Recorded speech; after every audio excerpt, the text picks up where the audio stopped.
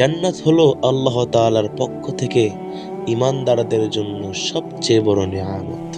এটি এমন একটি আবাস যা মহান রব তার প্রিয় বান্দাদের জন্য নিজ হাতেই সাজিয়েছেন। সুবহানাল্লাহ।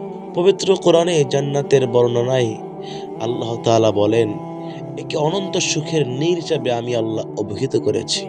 জান্নাতের প্রতিটি স্তর, প্রতিটি নিয়ামত মানুষের কল্যাণ ও চিন্তার অতীত। সেখানে নেই কোনো দুঃখ, নেই কোনো ক্লান্তি কিংবা বার্ধক্যের কোনো ছাপ। হাদিস শরীফে বর্ণিত হয়েছে, জান্নাতের ঘরগুলো হবে সোনা ও রূপার ইটের তৈরি, যার সিমেন্ট হবে সুগন্ধি কস্তম্বরী। মুমিন বান্দারা সেখানে এমন ফলমূল লাভ করবেন যা তার আগে কখনো আস্বাদন করেননি। সুবহানাল্লাহ।